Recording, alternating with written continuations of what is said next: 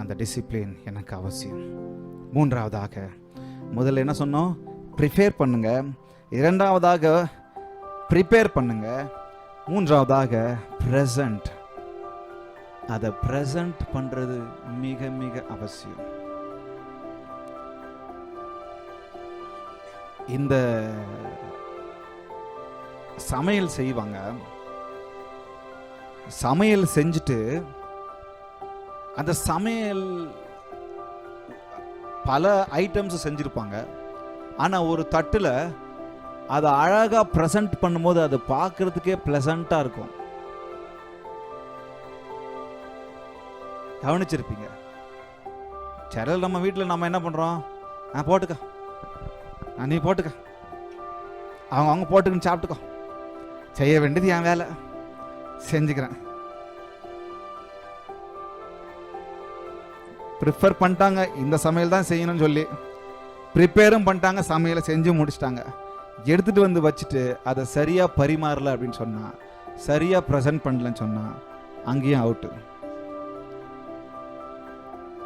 நடக்கு. அப்ப கடமைக்காக எல்லாத்தையும் செய்யறோம். நம்ம நான் வீட்டில் கடமைக்காக செஞ்சுட்டேன், போட்டு சாப்பிட்றதும் சாப்பிடாதும் உங்க இஷ்டம்.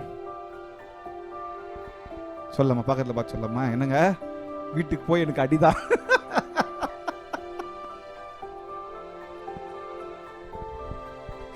என்ன அவசியம்?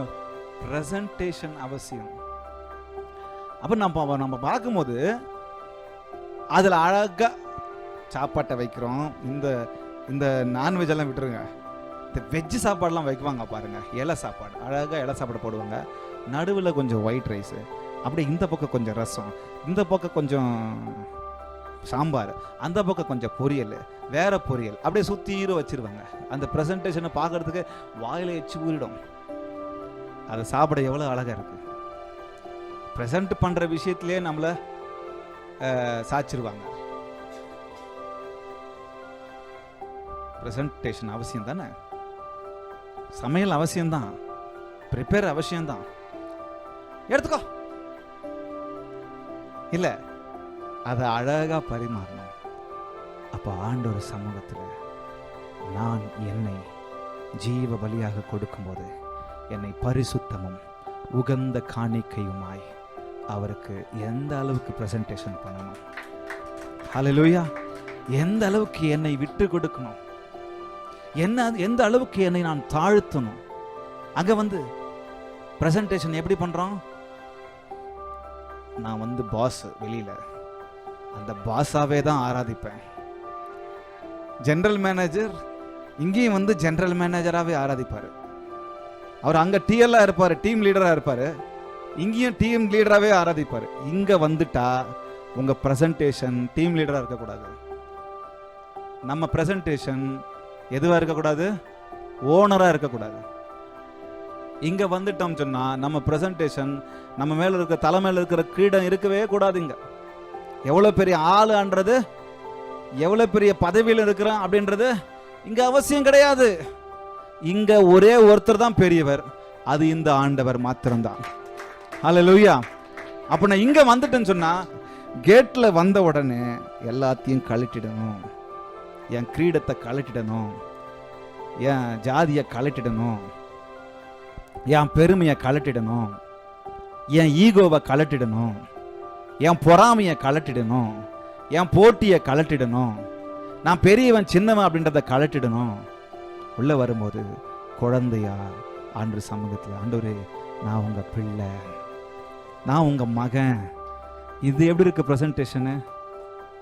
இந்த பிரசன்டேஷன் தான் ஆண்டவர் விரும்புறாரு. அப்ப வசனம் சொல்லுகிறது பாருங்க, ரோமர் 12:1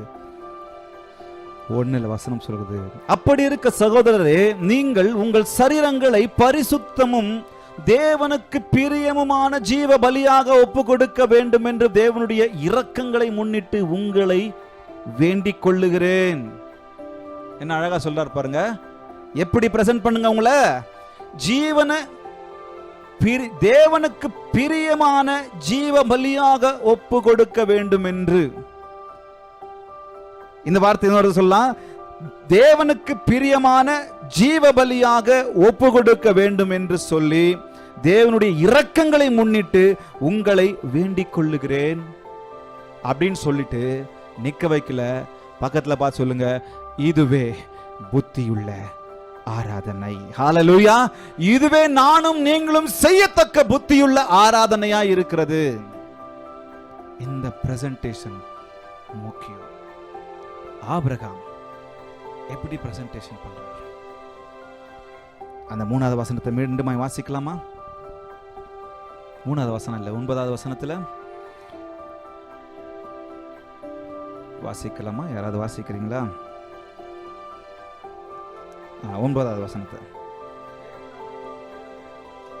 ம் ம் ம் ம் ம் அடுக்கிய கட்டைகளின் மேல் பலிபீடத்தை உண்டாக்கி, கட்டைகளை அடுக்கி, பிரசன்டேஷன் கவனிங்க, பலிபீடத்தை உண்டாக்கி அழகா முதல் ஒரு கல் பிக்சர் எதுனா இருக்கா? ஒரு கற்கள், பெரிய கற்களை ஒரு ஒரு ஒரு பீடம் மாதிரி, ஒரு புல்ஃபிட் மாதிரி உண்டாக்கி அதுக்கு மேல என்ன பண்றாரு? கட்டைகளை அடுக்குறாரு. ஏதாவது கொடுங்க, அப்படியே தூக்கி. பலிபீடம் தானே கட்டணும்.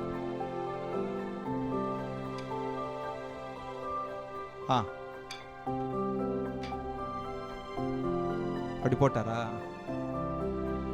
உனக்கு வேணுமா இருக்கிறது பலிபீடம் தானே கடவுளே? நம்ம நெருப்பு பத்த வைக்கும் போது எப்படி போடுறோம்? தூக்கி தூக்கி போடுறோம், அப்படியே போடுறோம். கரெக்டா சொருவுறோம் 4 பக்கமும். அதுக்கே அவ்வளவு பயந்து பண்றோம். கட்டைகளை தூக்கி போட்டு, வாசிக்கலாமா? நான் என்ன தப்பா வாசிக்கிறேன் போல இருக்குது. பலிபீடத்தை உண்டாக்கி கட்டைகளை தூக்கி போட்டு, என்ன போட்டிருக்கு? கரங்களை தட்ட மாட்டீங்களா? Presentation is very important. கட்டைகளை ஒண்ணுக்கு மேல ஒண்ணு அடுக்கறாரு. கட்டைகளை அடுக்கி அந்த பலிபீடத்தின் மேல், அந்த பலிபீடத்தில் அடுக்கிய கட்டைகளின் மேல் தன்னுடைய ஒரே குமாரன், தன்னுடைய ஒரே ஏக புத்திரன், தன்னுடைய நேச குமாரனை பிரசன்ட் பண்றார். வேண்டா வெறுப்பா எதையும் செய்யக்கூடாது, பாதி மனசோடு எதையும் செய்யக்கூடாது. அதனாலதான் நான் டாபிக் இதை வச்சேன். Bless the Lord, oh my soul. எதை செஞ்சாலும் இங்க இருந்து செய்யணும். எதை செஞ்சாலும் மனசார செய்யணும். எதை செஞ்சாலும் முழு ஆத்மாவோடு செய்யணும். வெறும் சரீரத்தில் அல்ல. சரீரத்தில் செய்வதற்கு ஒரு கருவி அது, ஆனால் இங்கிருந்து செயல்பட வேண்டும். அப்ப கட்டைகளை ஒவ்வொன்றாக அடுக்கி தன்னுடைய ஒரே குமாரனை எடுத்துக்கொண்டு வந்து பலிபீடத்தை மேல வைக்கிறார். என்ன உன்னதமான ஒரு சாக்ரிஃபைஸ், என்ன உன்னதமான தியாகம். இன்னைக்கு நம்ம என்ன பண்றோம்? நமக்கு விருப்பமானது தான் கொடுக்கிறோம், நமக்கு தோதா இருக்கிறத கொடுக்கிறோம், நமக்கு நேரம் இருந்தா கொடுக்கிறோம், நமக்கு எது வேண்டாமோ அதை கொடுக்கிறோம். ஆபேல் காணிக்கையும் காயின் தானே மறந்துட்டப்பா. ஆபேல் காயின் காணிக்கை கவனிச்சிங்க. எது வேணும், எது அவசியம்? ஆபேல் ஆட்டை கொடுத்தாரு, காயின் காய்கறிகளை கொடுத்தாரு. அப்போ இவ ஆபேல் கொடுத்த காணிக்கை ஆண்டவர் அங்கீகரிக்கிறார், காயினுடைய காணிக்கை அங்கீகரிக்கல. இல்ல அவர் நான்வெஜ் பிரியர், அதனால அங்கீகரிச்சாருங்களா? சரியான மாட்டை, பழுதற்ற ஆட்டை, எந்த ஒரு காயமும் இல்லாத ஆட்டை தேவனுக்குன்னு சொல்லி பலி கொடுக்கும் போது அப்படிதான் கொடுப்பாங்க. ஓட்ட உடைச்சல கொடுக்க மாட்டாங்க, ஓட்ட உடைச்சல கொடுக்க மாட்டாங்க, காயப்பட்ட ஆட்டை கொடுக்க மாட்டாங்க. ஆரோக்கியமான புஷ்டியான சரியான ஆட்டை தேவனுக்கு கொடுப்பது பிரத்யேகமானது, பிரதிஷ்டை செய்யப்பட்டது, அது அந்த கொடுக்கிற விஷயத்துல கவனம் அவசியம், ஒழுக்கம் அவசியம், அந்த சாக்ரிஃபைஸ் எப்படிப்பட்டது என்பது அவசியம். அதில் ஒரு பயம் வேண்டும். தேவனுக்கு கொடுப்பதை குறித்ததான காரியங்களை என்னடா கொடுப்பதுன்னு சொல்லிட்டு இருக்கிறான். உங்களை என்னையும் ஜீவ பலியாக கொடுக்கிற காரியத்துல பயபக்தி அவசியம். சும்மா தெனாவட்டா எதையும் செய்யக்கூடாது, இருக்கிறோமே என்று சொல்லி எதையும் செய்யக்கூடாது. தேவன் கொடுப்பது உகந்ததாய், சிறந்ததாய், மேலானதாய், மேன்மையுடையதாய், பழுதற்றதாய் அவருக்கு கட்டைகளை அடுக்கி அதுக்கு மேல கொடுக்கணும். கூட்டிட்டு வந்துகிட்டே இருக்கிறாரு. நான் வசனத்தை வாசிக்கிறேன், கடைசியா முடிக்கிறேன். ஆபிரகாம் 22:14 வசனம் சொல்லுகிறது, அந்த இடத்துக்கு யெகோவா ஈரே என்று பெயரிட்டான், அதனாலே கர்த்தருடைய பர்வதத்தில் பார்த்து கொள்ளப்படும் என்று இந்நாள் வரைக்கும் சொல்லப்பட்டு வருகிறது. தேவனுக்குன்னு சொல்லி நம்ம கொடுக்கிறோம், நம்ம எந்த ஒரு லாபத்தையும் எதிர்பார்க்காம கொடுக்கணும். ஆனா ஆபிரகாமுக்குள்ள அவர் எப்படியும் என் தேவைகளை சந்திப்பார் என்கிற அந்த ஒரு எண்ணம் அவருக்குள்ளாக இருந்திருக்கும். கண்டிப்பா இங்க பாருங்க, அவர் சொல்றாரு, ஈசாக்கு கேட்கிறான், அப்பா கூட்டிக்கிட்டு வரும்போது கேட்கிறாரு. யார்? ஈசாக்கு கேட்கிறாரு. என்ன கேட்கிறான்? அப்பா எனக்கு கட்டை இருக்கு, ஆடு எங்க? பாவம் பரிதாபமான புல்லாது, உன்னதான் போட்டு தள்ள போறாருன்னு தெரியல, அவருக்கு பரிதாபமா கேட்க போறாரு. அப்போ ஆபிரகாம் அறிந்திருக்கிறார். ஆபிரகாமுக்கு இந்த இடத்துல இவர் யெகோவா ஈரே என்று பெயர் எடுக்கிறார் என்று சொன்னா, அவர் ஏற்கனவே யெகோவா ஈரே என்பதை அவர் உணர்ந்திருக்கிறார். அதன் பிறகுதான் அவர் யெகோவா ஈரே என்று சொல்லி இந்த இடத்துல பெயரை வைக்கிறார். ஆக பலி செலுத்துவதற்கு முன்பாகவே அவர் என் தேவைகளை சந்திப்பார் என்கிற ஒரு எண்ணம் அவருக்குள்ளாக உணர்ந்திருக்கிறார். அப்ப அவர் சொல்றாரு, கர்த்தர் பார்த்துக்குவாரு. ஈசாக்கு கேட்கும் போது என்ன சொல்றாப்ல? கர்த்தர் பார்த்துக்குவாரு, கர்த்தர் ஆட்டை சந்திப்பார். அப்ப இன்னைக்கு உங்களுக்கும் எனக்கும், நான் தேவனுக்கு என்னையே ஜீவ பலியாக கொடுக்கும் போது என்னை கர்த்தர் பார்த்துக் கொள்வார். ஹல்லேலூயா! என்னை கர்த்தர் பார்த்துக் கொள்வார், அதுல சந்தேகமே இல்லை. அதுக்காக நான் எந்த லாபத்துக்கும் நான் கடவுளை சார்ந்து இருக்காம, கர்த்தர் என்னை சந்திப்பார், என்னை சிநேகிப்பார், என்னை போஷிப்பார், என்னை நடத்துவார், என்னை உயர்த்துவார். அந்த காரியம் எனக்குள்ளாக அவசியம். சொல்லமா? ப்ரிஃபர் பண்ணுங்க. ப்ரிஃபர், முன்னுரிமை கொடுங்க. இரண்டாவது ப்ரிப்பேர் பண்ணுங்க, ஆயத்தப்படுத்துங்க. மூன்றாவது பிரசன்ட் பண்ணுங்க, பிரசன்டேஷன் அவசியம். இது இந்த வாழ்க்கை, இந்த ஆராதனை மிக அவசியம். நான் சொல்றேன், நீங்க ஆண்டவருக்கு த பெஸ்ட் பிரைஸை பிரசன்ட் பண்ணுங்க. ஆண்டவரை ஆராதிக்க வந்துட்டீங்களா? The best praise, the best துதிய ஆண்டவருக்கு செலுத்துங்க. ஆண்டவரை வர்ஷிப் பண்ண வந்துட்டீங்களா? த பெஸ்ட் ஆராதனை ஆண்டவருக்கு கொடுக்க. கத்திக்கிட்டு பாடிக்கிட்டு இருப்பீங்க, கிருபை விலகாதையா. இங்க மக்களை பார்த்தா இல்லையே, கொஞ்சமா விளங்கி இருந்ததே, ஒரு அசைவு இருக்காது. ஸ்டாச்சுவா அந்த இடத்துல ஆராதிப்பாங்க, மனசுக்குள்ள ஆராதிப்பாங்களா எனக்கு தெரியல. த பெஸ்ட் வர்ஷிப்பை கொடுங்க. கடவுளுக்காக நீங்க எதை செஞ்சாலும் the best worship கொடுங்க. ஹalleluya.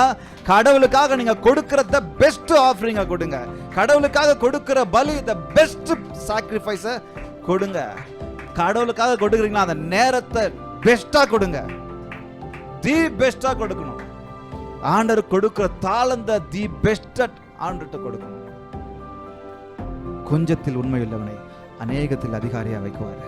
என்கிட்ட கொஞ்சம் மியூசிக் தான் இருக்குப்பா, ஹல்லேலூயா. என்கிட்ட கொஞ்சம் தாளந்து தான் இருக்குது, என்கிட்ட கொஞ்சம் வார்த்தை தான் இருக்கு, என்கிட்ட கொஞ்சம் பேச்சு திறன் தான் இருக்கு, என்கிட்ட கொஞ்சம் பிரசங்க திறன் தான் இருக்கு. பெஸ்ட் உங்ககிட்ட இருக்கிறத பெஸ்ட்டை கொடுத்துருங்க. 100% கொடுத்துருங்க. 5 அப்பம் 2 மீன் அவ்வளோதான் என்கிட்டப்பா, பெஸ்ட் அது கொடுத்துருங்க. 5000 பேருக்கு ஆசீர்வாதமாக வச்சுட்டாரு, பெஸ்ட்டை கொடுத்துட்டாரு. ஹல்லேலூயா. அப்போ உங்ககிட்ட இருக்கிற கீழ்ப்படுதலையும் பெஸ்ட்டாக கொடுக்கணும். எதை கொடுக்கணும்? என்னுடைய கீழ்ப்படுதலை பெஸ்ட்டாக கொடுக்கணும், என்னுடைய சாட்சியை பெஸ்ட்டாக கொடுக்கணும், என்னுடைய ஊழியத்தை பெஸ்ட்டாக கொடுக்கணும், என்னுடைய லைஃப்பை ஜீவபலியாய் த பெஸ்ட் லைஃபாக கொடுக்கணும். ஹல்லேலூயா. இன்னிலிருந்து ப்ரிஃபர் பண்ணிடுங்க. ஆராதனன் வந்துட்டா, ஆண்டவர் ராஜ்யன் வந்துட்டா, ஊழியன் வந்துட்டா, கடவுள்னு வந்துட்டா, அவர் தான் முன்ன, மீதி எல்லாம் பின்னதான். அவர் தான் முன்னாடி இருக்கணும், மீதி எல்லாமே பின்னாடி இருக்கணும். எந்த ஒரு மனிதனை பிரியப்படுத்த செய்யாதீங்க, எந்த ஒரு பாஸ்டரை பிரியப்படுத்த செய்யாதீங்க, எந்த ஒரு நபரை பிரியப்படுத்த செய்யாதீங்க. ஆபிரகாம் யாரையும் பிரியப்படுத்தல. அவர் யாரை பிரியப்படுத்தினாங்க? யாரையும் இல்லை. சொல்லிட்டாரு. ஆபிரகாம தனியா தான் கூப்பிட்டு சொல்லியிருப்பாரு எனக்கு தெரிஞ்சு. சைலண்டா போயிடலாம்டா, யாருக்கும் மூச்சு பேச்சு விடாத, அவர் சொன்னது எனக்கும் கடவுளுக்கு மாத்திரம் இருந்துட்டோம். இருந்தாரா? இல்லை, யாரையும் பிரியப்படுத்த எடுத்துட்டு வந்துட்டாரு, கூட்டிட்டு வந்துட்டாரு, ப்ரிப்பேர் பண்ணிட்டாரு. 3 நாள் ஆனாலும் பரவாயில்லை, 4 நாள் ஆனாலும் பரவாயில்ல, நான் அந்த மலைக்கு தான் போவேன், அங்கே தான் போவேன்,